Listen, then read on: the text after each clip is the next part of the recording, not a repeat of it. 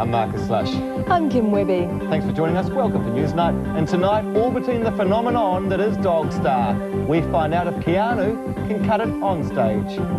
We know Bon Jovi can cut it in front of the crowds, but how is family life treating John and Richie? And supermodel superannuation, retirement or wrinklies and wheelchairs on the catwalk of Paris. First though, our Kim and news. Cops will slog him at Choggum. Harsh words of warning for protesters planning to upset the opening tomorrow of the Commonwealth Heads of Government meeting. Security was put to the test today when about 100 demonstrators disrupted central Auckland. And police say tomorrow they'll continue to take the hard line. Maramena Roderick reports. It started orderly enough, with more media than protesters. But then push turned to shove, and the protest took off. About 100 marched for different reasons, but they all got the same treatment. 13 arrests, including protest leader Sue Bradford.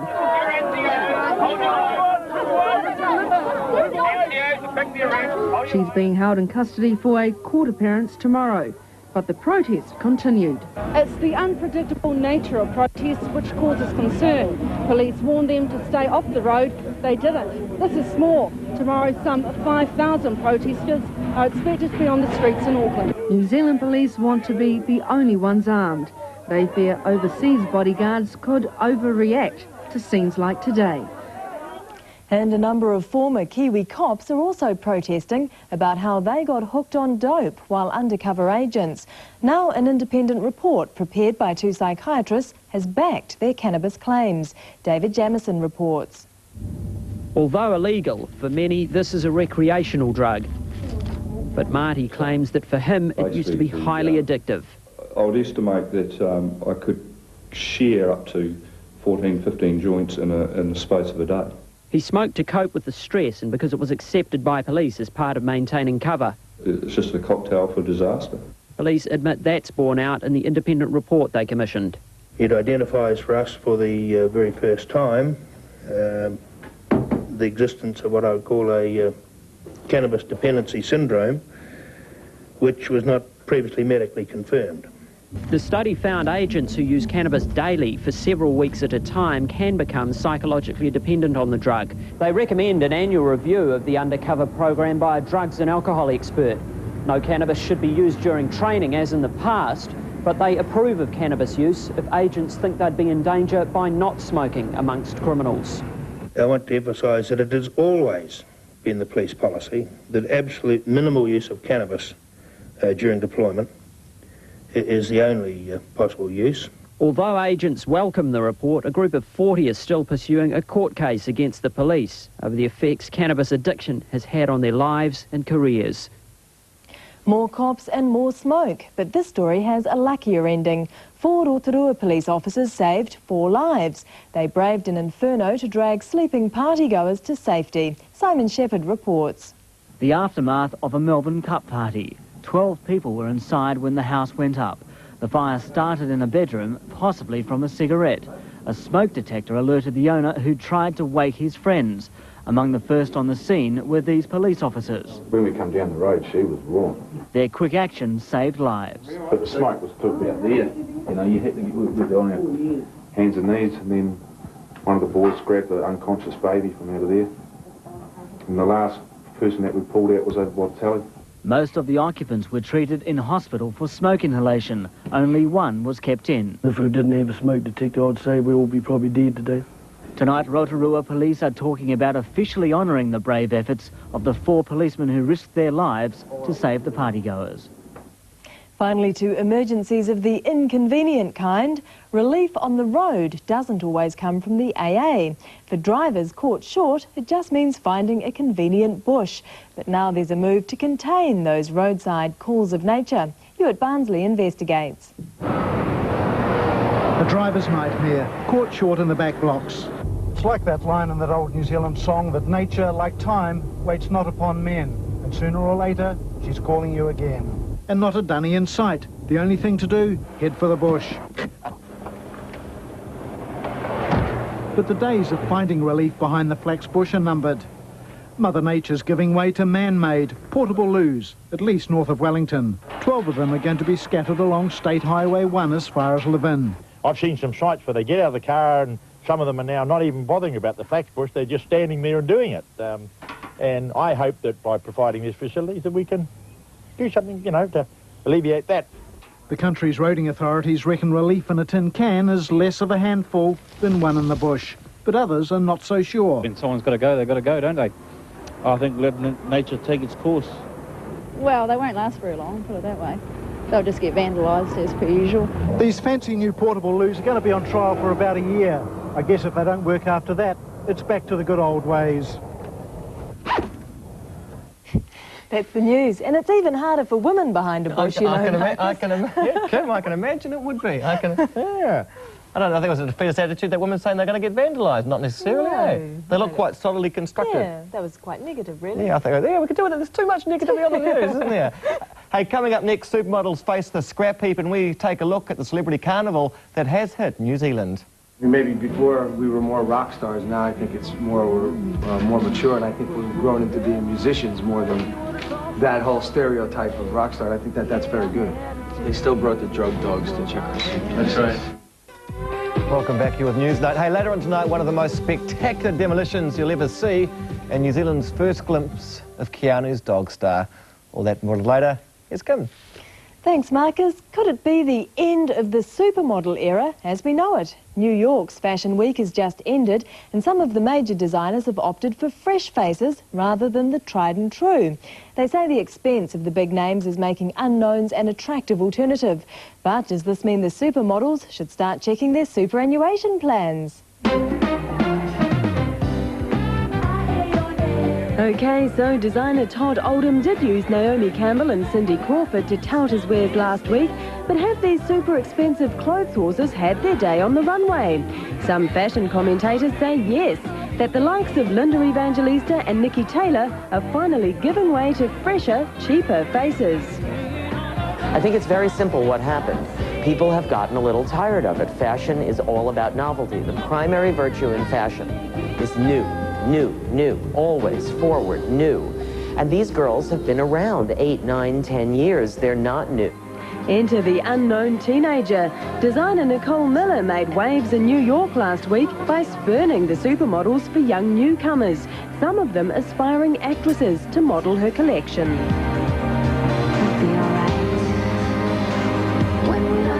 What they may have lacked in catwalk finesse, they made up for in personality and novelty value and ensured plenty more column inches for Miller's designs.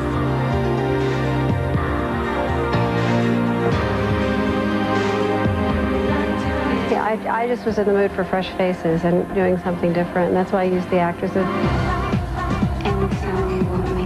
The newcomers were a big hit, but not everyone strikes it lucky. There are still plenty of aspiring models waiting in the wings for that big break. It's just a process of waiting and working hard for, and I admire them for doing that. It's a very expensive business hiring the most elite models for runway work. But the fact is they do sell clothes on the basis of their beauty and star value. Whatever the predictions, they're by no means finished yet.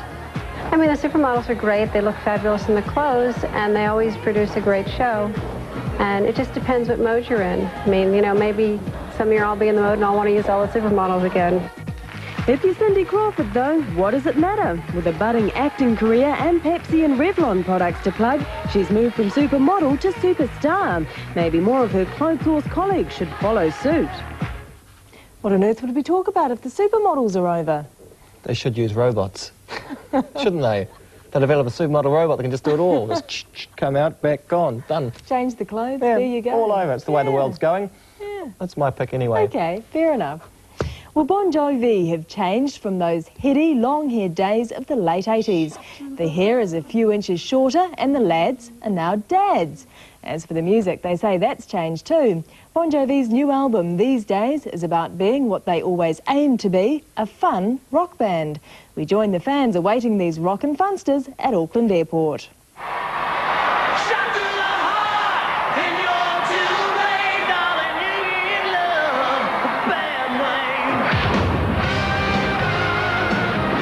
but as cool as in Bon Jovi, that's all there is to it.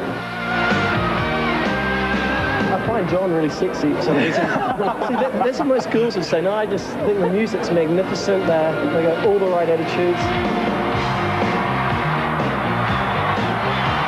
We came from Hamilton today. Oh, did you? Yeah, and we waited. We came here nice and early, and then the plane got delayed. Big Bad Bon Jovi's delayed appearance wasn't the only disappointment for fans. When they did show, it was all too brief. Fans weren't the only ones to be disappointed. It became an all-in media melee due to the band's fatigue. We've been traveling now for a long, long time. 20 hours since Buenos Aires. Well, I feel like I'm 50 right now. What are we going to do? We're going to go home and take a shower.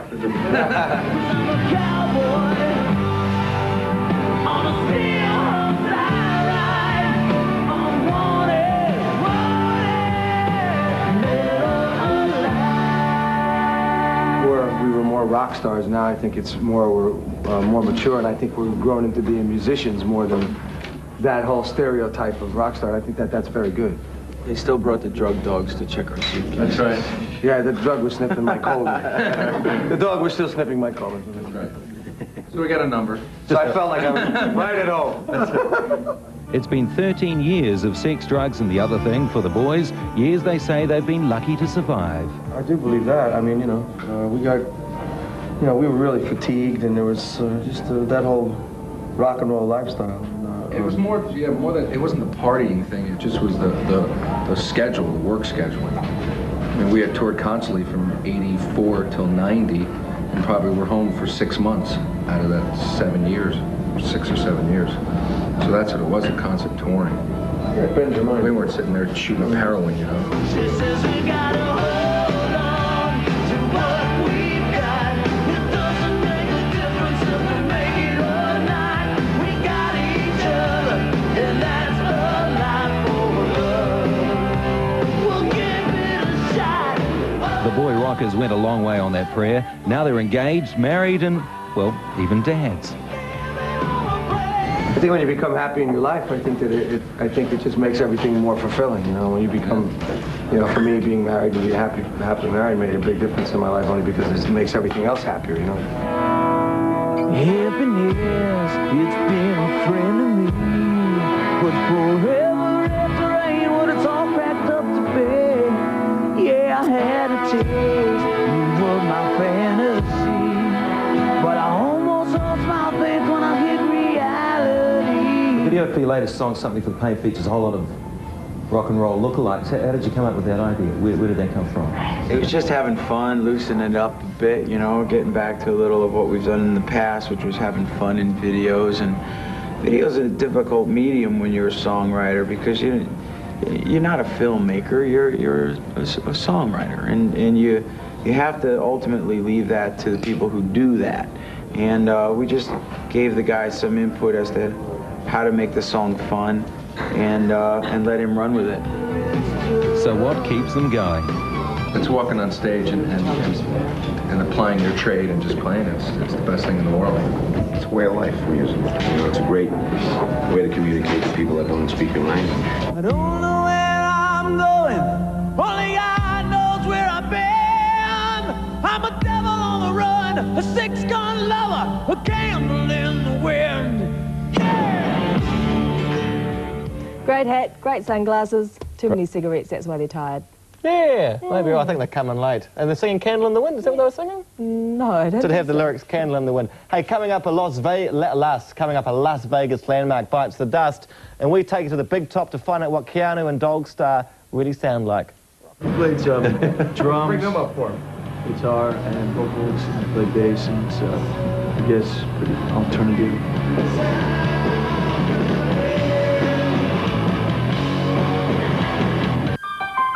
Dracula author Bram Stoker was born on this day in 1847. Folksy singer Ricky Lee Jones is 41, and John F. Kennedy became President of the United States on this day in 1960.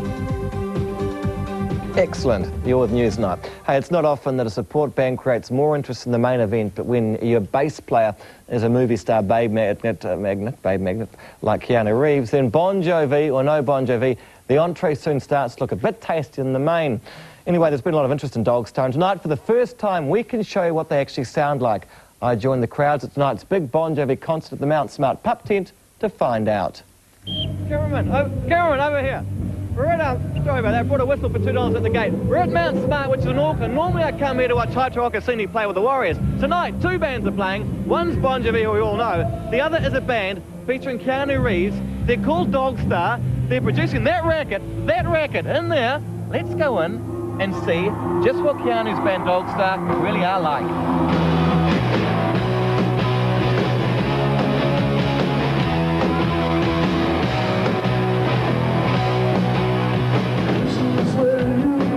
It's hard not to feel sorry for the other guys in the band. In fact, it must be how Bolger and McKinnon feel sitting next to Nelson Mandela at Choggum. But it seems not everyone is in love with Keanu. Hey, what band have you come to see? Bon Jovi. What band have you come to see? Bon Jovi. What do you think of the support band? I don't know, I've never actually heard them. Are you looking forward to seeing them though? I actually saw them yesterday, went out to the airport. I'm not too sure. Hopefully they'll be alright. What do you think of Keanu's forming a rock band? He is an actor after all. Stick to acting, mate. Stick to acting. What do you do? I'm in a rock band. You're not making films, right? Who have you come to see? Bon Jovi, definitely. Who have you come to see? Keanu. Hey. How do you know he's going to be any good? Whoa. Because he's a babe.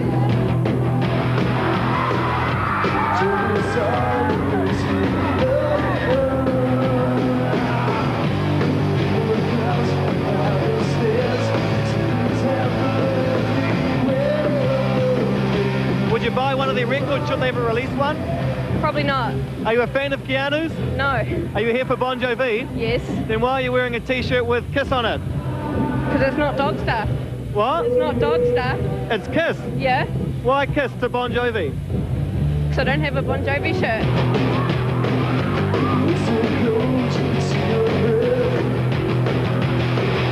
Nice t-shirt. What do you think of who do you think it was? Look a bit at the camera. What do you think about Dogstar? Who? The band that's playing at the moment. Well, I don't know, but apparently Keanu was in SBQR last night. He was looking pretty short and fat. He was what? Looking pretty short and fat. Oh, you're not into him? Not really. I'm here to see John, you know, John Bon Jovi. Hector, this was supposed to be a story about the support band who are more popular than the main event. But it seems most people have actually come to see rock gods Bon Jovi. So sorry, dog boys. Here's the juice from the Jovi. Auckland, New Zealand, how are you today? Time to wait, says baby, it's okay. It's okay, you're gonna say wrong.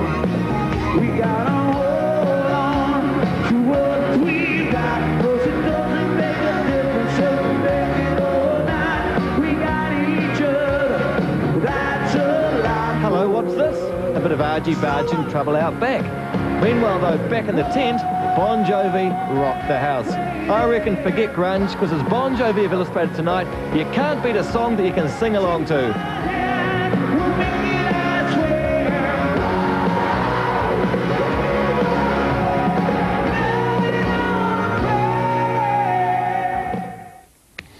Yeah, good concert too. Not that I'm a music critic. Have to wait for tomorrow's morning's paper for that carry on. Now tonight's information neck brace.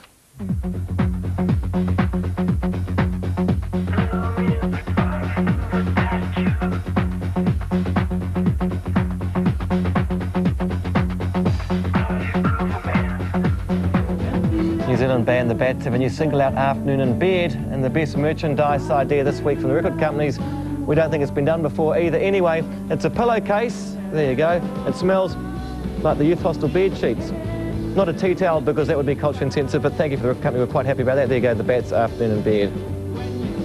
Yeah, we had a lot of this sort of stuff. Ice creams, pillowcases, just continual courier companies sending us gifts. And just as Auckland's Sky Tower is nearing completion, it's been found that it was built 10 feet too far to the right.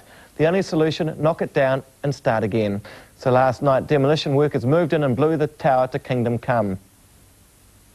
Actually, the footage is of the Las Vegas landmark hotel built by Howard Hughes. It was a super futuristic hotel looking something like the Space Family Robinson crashed down on top of the Cooper's Library building. The place fell out of favour with the Vegas crowd years ago, And do we see it coming down? Oh, we don't see it coming down. And this is definitely the best show it's ever put on, and most definitely its last. And animal rights groups found that they'd gone too far when they decided to run this schoolish ad in the New Statesman magazine. The picture shows, look at that, the picture shows John Bobbitt severed, "How's your father?" Yes, that's it. There you go. Goodness, the ad was run by the International Fund for Animal Welfare, thank you, Kim, who are objecting to the Canadian seal cull, where the penises of seals are sold as aphrodisiacs. It doesn't say who to. The Advertising Standards Authority in the UK said it caused serious offence and banned the fund from running it again. That's tonight's information off-ramp. Here's Kim with tomorrow's weather. Thanks, Marcus. Pizzles is what they call those seal spits, but there you go, pizzles. Seal pizzles. Yes.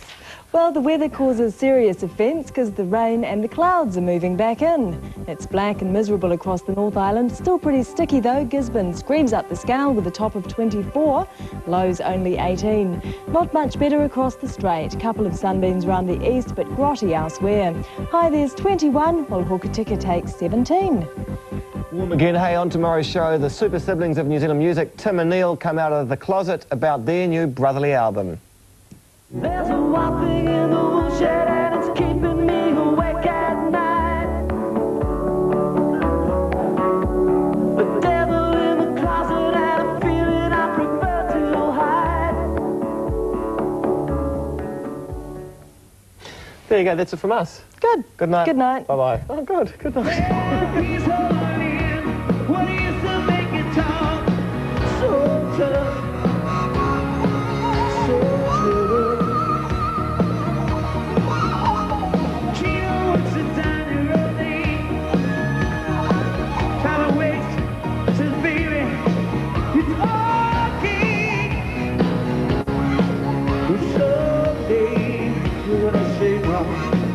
We gotta hold on to what we got, 'cause it doesn't make a difference, should make it or not.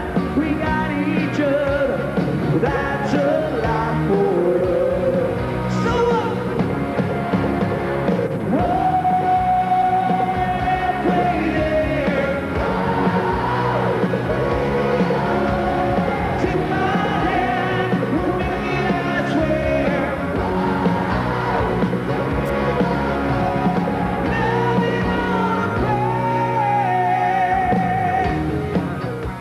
Where Lois goes, Professional but naughty. I like it. Clark follows. And who are you supposed to be, Popeye the Sailor Man? Trying to scoop the hotter story. Gangsters, you know, cement shoes. Oh, they are planning on burning West River to the ground. A spark of passion. You're jealous. Are you out of your mind? A new flame. I am jealous. Could arson make the heart grow fonder? You'll pay for this, Kent, I swear. There's fiery confrontations all round on Lois and Clark, 7:30 Saturday on 2.